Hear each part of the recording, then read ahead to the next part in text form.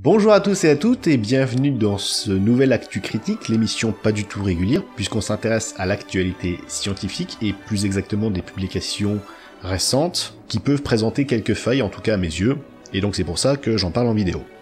Et aujourd'hui je vais m'attaquer à une publication australienne réalisée par des paléontologues australiens et qui a pour but, comme ils le disent dans l'abstract et dans l'introduction, de différencier les empreintes d'ornithopodes et les empreintes de théropodes.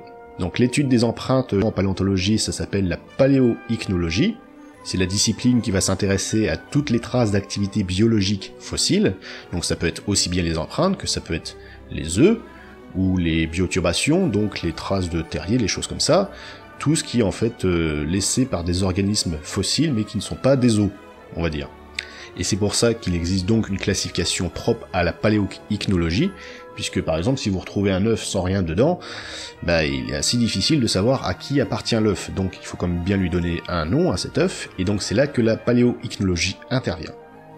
Et dans le cas de l'étude, ils veulent différencier donc les empreintes de théropodes, donc les théropodes c'est tous les dinosaures bipèdes carnivores, essentiellement carnivores, qui vont regrouper donc les spinosaures, les tyrannosaures, mais aussi les vélociraptors ou même les compsognathus. Et de l'autre côté les ornithopodes, donc ça va être tout ce qui est pachycéphalosaures, iguanodons, etc.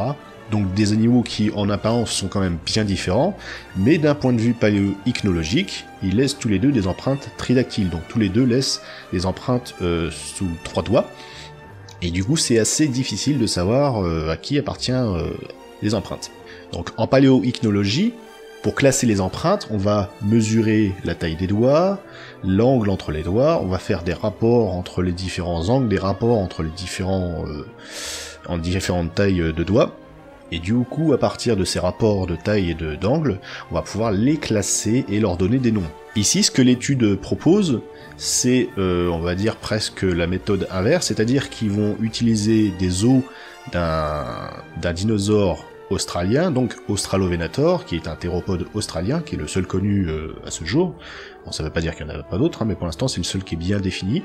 Et à partir des os d'Australovenator, ils vont recréer du tissu mou, en utilisant l'émeu. Ils vont utiliser la peau d'émeu autour des os d'Australovenator. Et donc ils vont recréer des empreintes avec cette patte, ils vont faire plusieurs mouvements, donc des mouvements avec les doigts un peu repliés ou un peu tordus, comme s'ils couraient ou des choses comme ça. Et pour les sédiments, ils vont utiliser la carrière de l'arc, donc c'est une carrière qui a fourni de nombreuses empreintes tridactyles, donc à la fois de théropodes et d'ornithopodes, en tout cas comme ils sont identifiés par la paléoichnologie classique, enfin avec l'étude statistique de la paléoichnologie. Et donc ils vont reproduire les sédiments de cette carrière, c'est-à-dire un environnement plutôt fluvio-lacustre, donc soit un fleuve, soit une rivière. Et après avoir reproduit ces sédiments, ils vont imprimer les empreintes d'Australovenator, en tout cas ce qu'ils pensent avoir reproduit d'Australovenator. Ils vont comparer 3 pistes, une piste A, une piste B et la piste d'Australovenator qu'ils ont fait en laboratoire.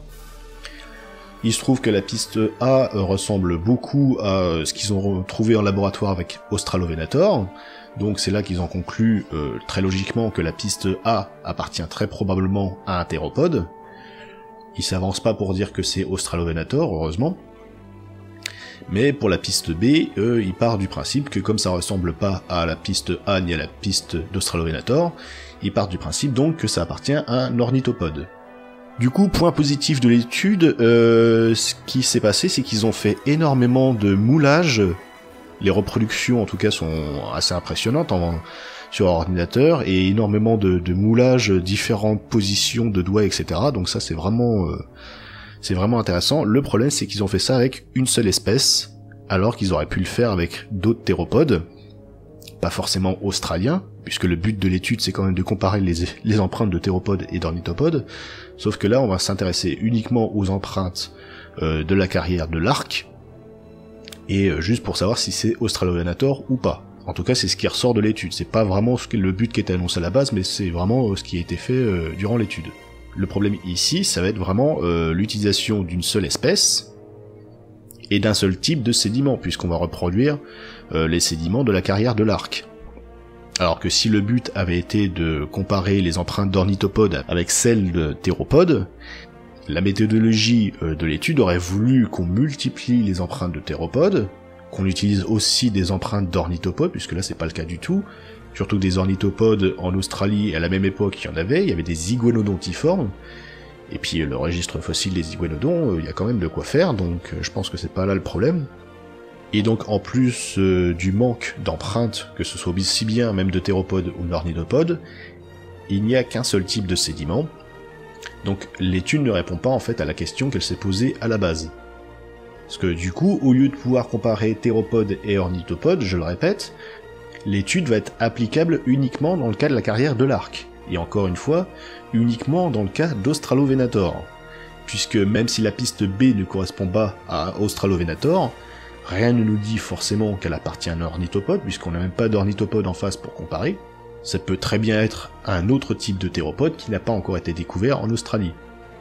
Donc voilà, pour moi, pour que l'étude puisse être complète, il aurait fallu d'autres théropodes, pas forcément d'Australie, puisque je le répète, le but de l'étude à la base c'était quand même de comparer les empreintes de théropodes et d'ornithopodes, donc il aurait fallu d'autres empreintes de théropodes, afin de pouvoir voir les points communs des empreintes de théropodes sur le graphique, mais aussi en face de pouvoir distinguer vraiment les empreintes d'ornithopodes, et ça n'a pas du tout été fait.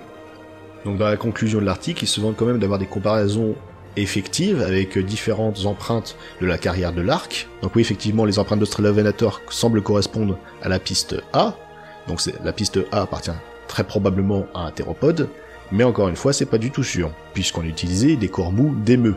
Donc ici, on se retrouve à peu près dans le même cas que dans le précédent Actu Critique, c'est-à-dire que la méthodologie utilisée est très intéressante, puisqu'elle pourrait permettre justement de comparer et de pouvoir définir vraiment les empreintes d'ornithopodes et de théropodes, mais du coup elle va pas assez loin, puisqu'elle manque cruellement de matériel, il n'y a pas d'empreintes d'ornithopodes, il n'y a pas assez d'empreintes de théropodes pour faire les comparaisons, et souligner les points communs entre les empreintes de théropodes, et de faire les comparaisons entre empreintes théropodes et empreintes ornithopodes, mais aussi il s'agit d'un seul sédiment qui est testé.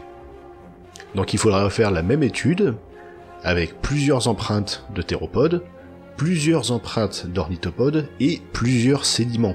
Et à ce moment-là, on pourra vraiment définir les points communs entre les empreintes de théropodes, définir les points communs entre les empreintes d'ornithopodes également, mais aussi pouvoir définir les différences qui existent réellement entre les empreintes d'ornithopodes et de théropodes, puisque le type de sédiment, mais aussi la taille de l'animal et la masse de l'animal sont vraiment importantes.